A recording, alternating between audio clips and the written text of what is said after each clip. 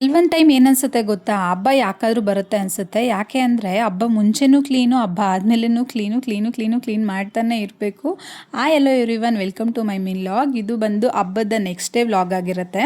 ಅಂದರೆ ಅವತ್ತು ಹೊಸ್ತಡುಗು, ಅಂದರೆ ನಾವು ನಾನ್ ವೆಜ್ ಎಲ್ಲ ಏನೂ ಮಾಡಲಿಲ್ಲ. ಇವ್ರದ್ದು ಬೇರೆ ಏನೋ ಔಟ್ಸೈಡ್ ಪ್ಲ್ಯಾನ್ ಇತ್ತು ನಮ್ಮ ಮನೆಯವ್ರದ್ದು. ಸೊ ಹಂಗಾಗಿ ಸಂಡೇ ಮಾಡ್ಕೊಳ್ಳೋಣ ಅಂತ ಅಂದ್ಬಿಟ್ಟು ಮಾಡೋದಕ್ಕೆ ಹೋಗಲಿಲ್ಲ.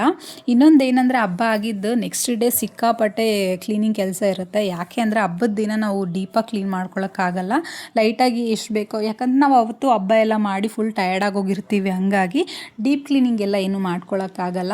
ಇನ್ನೊಂದು ಸ್ವೀಟ್ ಎಲ್ಲ ಮಾಡಿರೋದ್ರಿಂದ ಅಷ್ಟು ಕಂಫರ್ಟಾಗಿ ಕೆಲಸನೂ ಮಾಡೋದಕ್ಕಾಗಲ್ಲ. ಸ್ವೀಟು ಎಲ್ಲ ಒಂಥರ ಅಂಟಂಟೆಲ್ಲ ಇರುತ್ತೆ. ನನಗಂತೂ ಸರಿ ಹೋಗೋದೇ ಇಲ್ಲ, ನೀಟಾಗಿ ಕ್ಲೀನ್ ಮಾಡ್ಕೊಂಡು ಬಿಡಬೇಕು. ಹಾಗೆಯೇ ಹಿಂದಿನ ದಿನ ಒಬ್ಬಟ್ಟು ಎಲ್ಲ ಮಾಡಿದ್ವಲ್ಲ, ಅದು ಹೂರ್ಣ ಸ್ವಲ್ಪ ಹಾಗೇ ಇತ್ತು, ಫ್ರಿಜ್ಜಲ್ಲಿ ಎತ್ತಿಟ್ಟಿದ್ದೆ.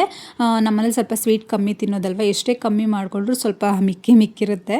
ಹಂಗಾಗಿ ಅದರಲ್ಲಿ ಒಂದು ರೆಸಿಪಿ ಮಾಡಿ ತೋರಿಸೋಣ ಅಂತಂದ್ಬಿಟ್ಟು ಎತ್ತಿಟ್ಟಿದ್ದೆ. ಸರಿ ಅಂತ ಇದ್ರೂ ನಮ್ಮ ಕಡೆ ಬಂದು ಸುಗ್ಗೀಲು ಅಂತ ಹೇಳ್ತಾರೆ. ಅದು ನಿಮ್ಮ ಕಡೆ ಏನು ಹೇಳ್ತಾರೆ ಅಂತಂದ್ಬಿಟ್ಟು ಕಮೆಂಟ್ ಮೂಲಕ ತಿಳಿಸಿ. ಸೊ ಇದು ತುಂಬ ಈಸಿ ರೆಸಿಪಿ ಮತ್ತು ತುಂಬ ಚೆನ್ನಾಗಿರುತ್ತೆ, ತುಂಬ ಟೇಸ್ಟಿಯಾಗಿರುತ್ತೆ.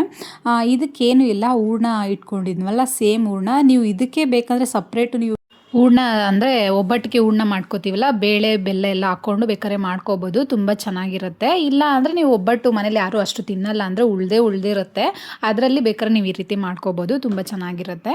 ಇಲ್ಲಿ ನಾನು ಮೀಡಿಯಮ್ ಸೈಜು ರೌಂಡಾಗಿ ಮಾಡ್ಕೋತಾ ಇದ್ದೀನಿ ಈ ಥರ ಹೂರ್ಣನ. ಮತ್ತು ಸಪ್ರೇಟಾಗಿ ನಾನು ಮೈದಾ ಹಿಟ್ಟು ಮತ್ತು ಸ್ವಲ್ಪ ನೀರು, ಒಂದು ಅರ್ಧ ಟೇಬಲ್ ಸ್ಪೂನಷ್ಟು ಉಪ್ಪನ್ನ ಸೇರಿಸ್ಕೊಂಡು ಅದನ್ನು ಮಿಕ್ಸ್ ಮಾಡ್ಕೊಂಡಿದ್ದೀನಿ ಅಷ್ಟೇ, ಇನ್ನೇನು ಇಲ್ಲ ಅದರಲ್ಲಿ. ಮಿಕ್ಸ್ ಮಾಡ್ಕೊಂಡು ಅಂದರೆ ಇವಾಗ ನಾವು ಬೋಂಡ ಅಂದರೆ ಆಲೂಗಡ್ಡೆ ಬೋಂಡ ಮತ್ತು ಬಜ್ಜಿ ಎಲ್ಲ ಮಾಡ್ಕೋತೀವಲ್ಲ, ಆ ಕನ್ಸಿಸ್ಟೆನ್ಸಿಯಲ್ಲಿದ್ದರೆ ಸಾಕು ಅದು.